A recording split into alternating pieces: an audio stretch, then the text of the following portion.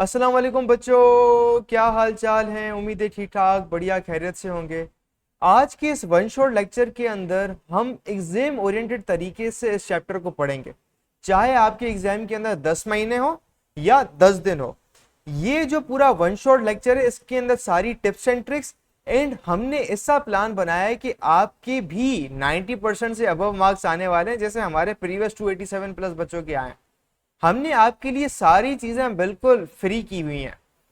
अगर आप इस वीडियो की कमेंट सेक्शन में जाएं और यहां पर हमने हमारे टॉपर बच्चे 300 बच्चे जिनके 90% से अबव मार्क्स आए 9-10 क्लास में, उसके नोट्स हमने आपके लिए रखे हुए हैं। ये पहली लिंक है। दूसरी लिंक कि आपको पूरी बुक के चैप्टर्स के लेक्चर्स चाहिए, सारे कॉन्सेप्ट्स के चाहिए, तो दूसरी लिंक पर क्लिक करेंगे तो आपको सारे लेक्चर्स मिलेंगे। देन आपको हमारे व्हाट्सएप चैनल जहां पर सारी न्यू गेस्ट पेपर अपडेट सारी मिल रही होंगी, तो इससे आप जरूर ज्वाइन कीजिएगा। सही है, एक नंबर चीज यहां पर ही हुई। दूसरी चीज ये हुई कि देखें जी, हमारे इतने बच्चे टॉप कर रहे हैं भाई, कुछ तो बात है ना। वो बात कैसे, हम सारी रिसोर्सेज आपको दे रहे हैं यूट्यूब पर, तो इसलिए सबसे पहली बात तो हमारे यूट्यूब चैनल को कर लें आप सब्सक्राइब, कि कोई भी नया लेक्चर जो है ना वो आप इसे मिस ना करें। ऑल पे क्लिक कर लें, वीडियो को लाइक करें, देखें जी कितनी मेहनत लगती है, हम आपके लिए कितना काम करें, थोड़ा सा हमारी टीम के लिए आप अप्रिशिएट कर लें। इसके बाद जैसे हम हमारे बच्चे कुछ स्पेशलाइज तरीके से 95% 97 हमारे जो टॉप लाते हैं, उनके लिए हमने प्रॉपर स्टडी प्लान बनाया हुआ है कि जी हमारी लाइव क्लासेस बेच होती हैं जिसके अंदर हमारे बेहतरीन टीचर्स पढ़ाते हैं, और वो लाइव क्लास में आके हर बच्चे के प्रॉब्लम्स कॉन्सेप्चुअली पढ़ा रहे होते हैं। फिजिक्स, केमिस्ट्री, मैथ, कोई भी सब्जेक्ट हो, इसके टेस्ट हम लिए जाते हैं, बिल्कुल वो सवाल आते हैं। हम हर हफ्ते टेस्ट लेते हैं बच्चों का, एग्जैक्टली वही एग्जाम के अंदर सवाल आते हैं। तो सारे के सारे लेक्चर, डाउट ग्रुप, 24 घंटे पूरे साल 24/7, भले रात को 3 बजे मसला हो, हमारा टीचर आपको हेल्प करने के लिए तैयार होगा। और उसकी पूरी की पूरी फीस सिर्फ और सिर्फ 21,000 रुपए है, सारे के सारे सब्जेक्ट्स की। तो जी अगर आपको भी मसला आ रहा है कि जी हम तैयारी कैसे करें, कोई मेंटोर होना चाहिए कि जो हमें बताए कि एक अलिफ बे पे ते करके समझाए कि सर मार्क्स कैसे लाने हैं, तो हमने हमारे पाकिस्तानी बच्चों के लिए ये चीज बहुत कर ली। अगर आप भले फॉरेन से हो, पाकिस्तान से हो, अगर आपको बिल्कुल वीआईपी लेवल की चीज चाहिए, मेंटोरशिप चाहिए और लाइव क्लासेस के अंदर कॉन्सेप्चुअल चीजें करनी है और एग्जाम्स के अंदर गारंटेड मार्क्स चाहिए, अभी हमें इस व्हाट्सएप नंबर पे मैसेज करें और हम आपको बेच के अंदर ऐड कर लेते हैं। एंड सबसे इंटरेस्टिंग बात यह है कि आप 2 दिन तक पूरी अमाउंट को रिफंड कर सकते हैं, and that's the whole logic here. तो अभी हम चलते हैं हमारे चैप्टर की तरफ, जिसके अंदर हम सारे के सारे concepts and tips and tricks को समझते हैं।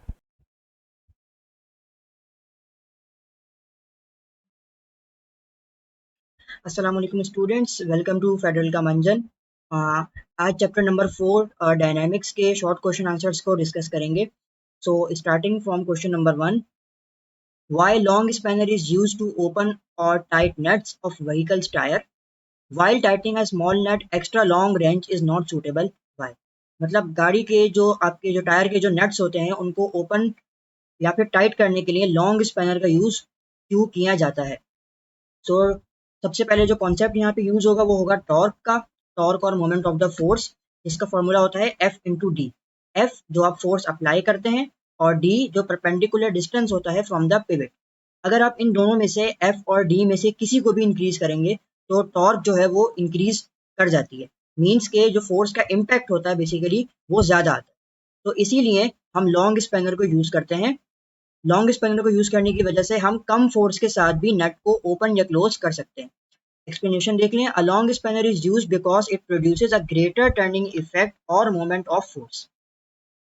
उसके बाद आपने फॉर्मूला स्टेट कर दिया। Increasing the length increases the perpendicular distance from the pivot and makes it easier to loosen और टाइटन अ लार्ज नट। सही है। अब क्वेश्चन नंबर 2 था, इसी में वो था कि एक tightening a small nut extra long wrench suitable क्यों नहीं होता। वो इसीलिए नहीं होता क्योंकि अगर बहुत ही छोटा नट आप उससे टाइट कर रहे हैं तो जो मोमेंट ऑफ फोर्स प्रोड्यूस होगी लॉन्ग रेंज की वजह से वो बहुत ज़्यादा होगी। वो इतनी ज़्यादा होगी कि वो उस नट को डैमेज कर सकता है। इसीलिए एक्स्ट्रा लॉन्ग रेंज जो है उसको यूज नहीं करना चाहिए while tightening a small nut. An extra long wrench is not suitable for a small nut because it can apply too much torque and may damage the nut or the bolt. सो हमने torque और moment of force को explain करके question number 1 को answer किया। फिर question number 2, why doorknobs are fixed at the edge of the door? What will happen if the doorknob is at the middle of the door? So door knob जो होता है जिससे हम दरवाजे को ओपन या क्लोज करते हैं, वो हमेशा एज के ऊपर क्यों होता है, वो उसके हिंज के पास या फिर उसके मिडिल में क्यों नहीं होता? तो यहाँ भी सेम रीजन है जो हमने ऊपर अप्लाई किया था परपेंडिकुलर डिस्टेंस का। जब आप एज से अटैच करेंगे, एज ऑफ द डोर से डोर नॉब को अटैच करेंगे, सो उससे मोमेंट ऑफ फोर्स ज्यादा प्रोड्यूस होगी। Door knobs are fixed at the edge of the door because the distance from the hinge is maximum there. Hinge क्या होता है? hinge हम कहते हैं कब्जे को, जो कि दरवाजे की दूसरी तरफ होता है। This produces a greater moment of force. Same reason जो हमने ऊपर दिया था. So the door opens easily. अगर आप उसको मिडिल में फिक्स करेंगे तो उससे क्या होगा? टर्निंग इफेक्ट जो प्रोड्यूस होगा वो स्मॉलर होगा और फिर आपको ज्यादा फोर्स अप्लाई करनी पड़ेगी दरवाजे को ओपन करने के लिए।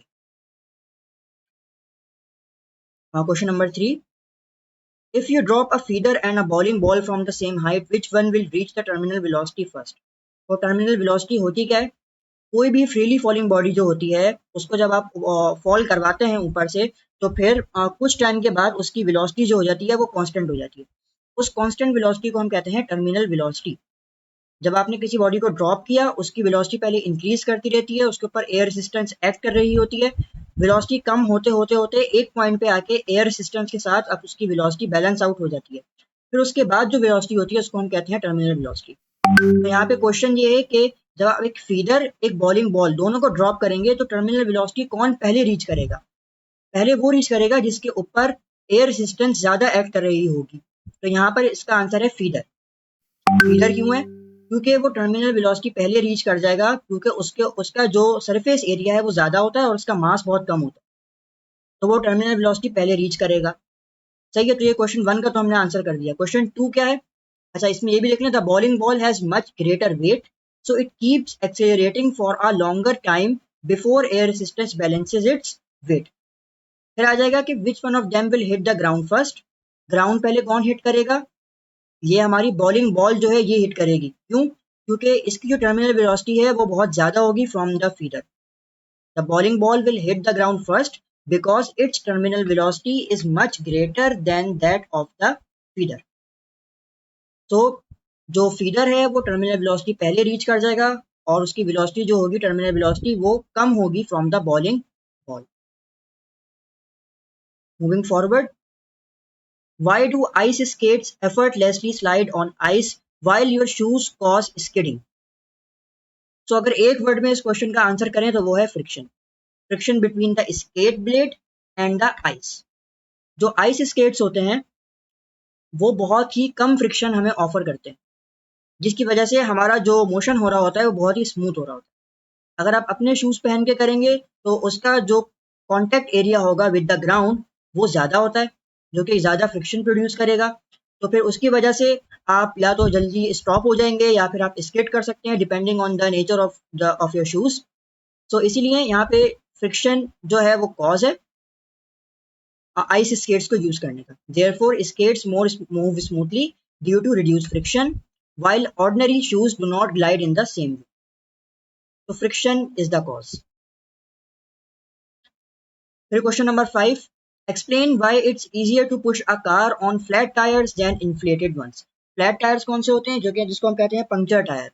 और inflated कौन से होते हैं? जिसके अंदर एयर जो होती है वो प्रेजेंट होती है। सही है, तो ये कह रहे हैं कि अगर एक कार स्टॉप रेस्ट पोजीशन में है तो उसको पुश करना फ्लैट टायर्स अगर उसके हैं तो वो ईजियर होता है। वो क्यों होता है? Because the tires deform and may allow the car to slide or roll with less effective grip in some situations. यहाँ पे in some situations का वर्ड जो है वो important है। सही है, मतलब क्या है इसका? मतलब ये है कि टायर जो है वो डिफॉर्म हुआ हुआ होता है क्योंकि वो फ्लैट होता है। सही है, और वो कार को अलाउ करता है कि वो रोल करे लेस इफेक्टिव ग्रिप के साथ। सही है, इन सम सिचुएशंस। क्योंकि अगर हम कॉन्ट्रेरी केस देखें तो उसमें क्या होगा कि अगर एक गाड़ी के अंदर जो है वो टायर उसके बिल्कुल सही है तो उसका कॉन्टैक्ट एरिया ग्राउंड के साथ बहुत कम होगा, जिसकी वजह से मिनिमम फ्रिक्शन ऑफर होगी और उसको मूव करना आसान होगा। सही, तो यहाँ पर है the contact condition change and the frictional interaction between the tyre and the road is affected. ये आपकी बात कर रहे हैं फ्लैट टायर्स के बारे में। एक कॉन्टैक्ट कंडीशन हम जैसे ही चेंज करेंगे, मतलब हम उसको जैसे ही रोटेट करेंगे, तो जो फ्रिक्शनल इंटरेक्शन हो रहा होगा वो चेंज होता रहेगा हर पॉइंट पे। और यहाँ पे इन्होंने लास्ट में ये वाली बात भी लिख दी, in simple terms the friction does not work in the normal useful way as it does with properly inflated tyres. Question number 6, when standing on a crowded school bus, which stance would provide better stability and prevent you from being pushed over? Legs joined or legs spread apart? भाई ये lecture तो तुम बहुत मजे से देख रहे हो, लेकिन तुम्हें पता है कि लेक्चर देखने से खाली 90% मार्क्स नहीं आ जाते। असल में भाई मार्क्स कैसे आते हैं, तो भाई ये लेक्चर देखने के बाद आपने नोट्स खुद के बनाने होते हैं और फिर साथ में आपने प्रैक्टिस भी करने होते हैं सवाल। भाई ये हमारा फेवरेट कोट है, 90% marks don't come from just hard work, they come from consistency, smart strategy and proper revision. भाई स्मार्ट तरीके से पढ़ो, स्मार्ट तरीका ये हमने आपको बताया हुआ है, तो साथ में हम आपको तरीका भी नहीं बता रहे, साथ में हम आपको दे रहे हैं भाई नोट्स। जाओ कमेंट सेक्शन में, नोट्स में से आपको मिल जाएंगे भाई उन बच्चों के नोट्स। 300 बच्चे थे जिनके 90% ज्यादा मार्क्स आए थे, उनके नोट्स वहां पे पड़े हुए, लेकिन साथ में उधर नीचे हमने आपको सवाल भी दिए हुए प्रैक्टिस के लिए। ये यहाँ पे पूरी गूगल शीट पड़ी हुई है भाई, यहाँ से जाके सवाल प्रैक्टिस करो। खाली ऐसा कुछ नहीं होता कि हाँ हम लेक्चर देखेंगे हमारे मार्क्स आ जाएंगे, नहीं भाई, नोट्स पढ़ने होते हैं और साथ में इनकी प्रैक्टिस भी करनी होती है सवालों की। सही, तो यहाँ भी सेम अगर हम वही कहें कि एक वर्ड में हमें आंसर करना है, तो वो वर्ड क्या है, वो है बेस ऑफ सपोर्ट। जब हमारी लेग्स स्प्रेड अपार्ट होती हैं तो वो हमें ज़्यादा बेस ऑफ सपोर्ट प्रोवाइड करती है, जिसकी वजह से हमें स्टेबिलिटी जो है वो आराम से अचीव हो जाती है। Legs spread apart provide better stability while standing on a crowded school bus. This is because spreading the legs increases the base of support. Here है question number 7. Why a moving bicycle is easier to balance? Relate this to the principles of rotational motion. तो moving bicycle को balance करना easy क्यों होता है? वो इसलिए easy होता है क्योंकि rotating wheels help maintain stability. जो व्हील्स होते हैं उनका एंगुलर मोशन होता है क्योंकि वो रोटेट कर रहे होते हैं, सही है। और ये रोटेशन जो होती है ये रेसिस्ट करती है, अपोज करती है सडन चेंजेस इन डायरेक्शन के। हम जब अपनी साइकिल की स्पीड हमारी स्लो होती है तो एंगुलर मोशन कम होता है, मोशन कम होने की वजह से चेंजेस इन डायरेक्शन जो है वो ज़्यादा हो रहा होता है, हम राइट या लेफ्ट ज़्यादा मूव कर रहे होते हैं। लेकिन जैसे ही एंगुलर मोशन इंक्रीज होता है तो वो इन चेंजेस इन डायरेक्शन को रेसिस्ट करता है, सही है। Also, the rider can quickly adjust the handle and body position while moving, which helps keep the bicycle balanced. तो यहाँ पे जो हमारे पास की वर्ड्स हैं वो क्या हैं? Angular motion, resist sudden changes in direction. Question number 8. Why is a pencil standing on its tip unstable and what factors affect the stability of an object balanced on a point? तो यहाँ पे दो बातें हैं जो हमें discuss करनी चाहिए। पहले जो पॉइंट यहाँ पे इम्पॉर्टेंट है वो है small base of support. Pencil की जो बेस ऑफ सपोर्ट होती है वो बहुत स्मॉल होती है, एक तो पहला ये पॉइंट है, जिसकी वजह से हम जब उसको उसकी निप के ऊपर, उसकी टिप के ऊपर बैलेंस करने की कोशिश करते हैं तो वो अनस्टेबल होता है। और दूसरा रीज़न क्या है, वो है सेंटर ऑफ ग्रेविटी। पेंसिल का सेंटर ऑफ ग्रेविटी जो है वो राइज कर जाता है जब हम उसको उसकी टिप के ऊपर स्टैंड करवाते हैं। उसका जो सरफेस फ्रॉम द सरफेस जो होता है उससे उसका डिस्टेंस जो होता है वो मैक्सिमम हो जाता है जब हम उसको उसकी टिप के ऊपर स्टैंड करवाते हैं, सही है। उससे क्या होता है, even a small disturbance can shift the line of action of its weight outside space causing it to fall. In general, stability depends on the size of the base and the position of the center of gravity. So यहाँ पे reasoning question था ये, तो दो reason थे वो क्या थे, क्या था साइज ऑफ द बेस और दूसरा था position of the centre of gravity. Question number 9 says while driving what happens if the driver take the curve too fast? How does centripetal force play a role in keeping the car from skidding off the road? यहाँ पर भी same अगर हम answer करना चाहें कुछ words के अंदर तो वो वर्ड्स कौन कौन से हो सकते हैं। पहला होगा हमारे पास centripetal force is needed for a fast turn. तो क्या है, जब हम कार ड्राइव कर रहे होते हैं एक सर्किल के अंदर तो फिर जो फ्रिक्शन होती है between the tyres and the ground वो हमें प्रोवाइड करती है सेंट्रीपिटल फोर्स।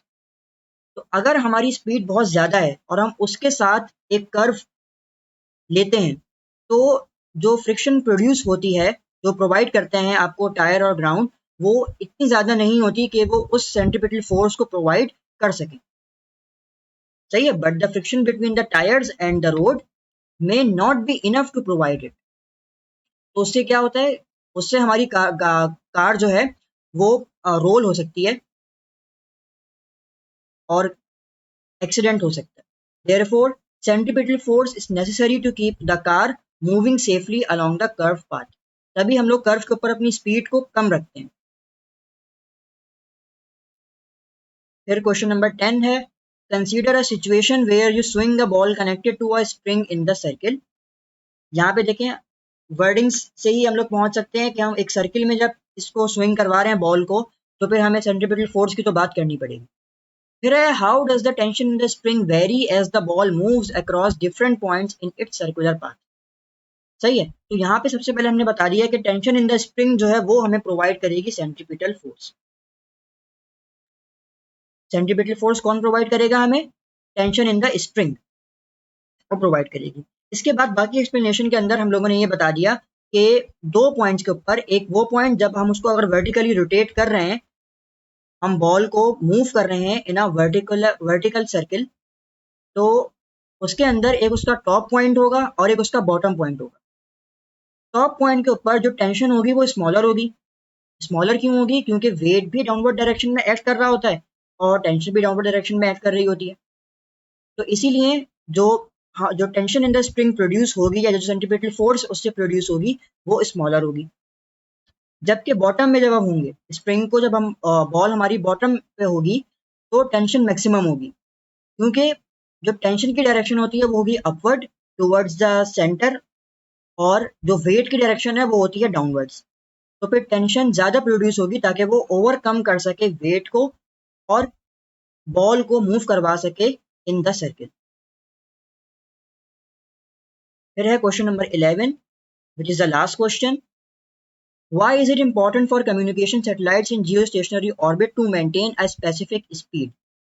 सही है, तो जियोस्टेशनरी ऑर्बिट कौन सा ऑर्बिट होता है?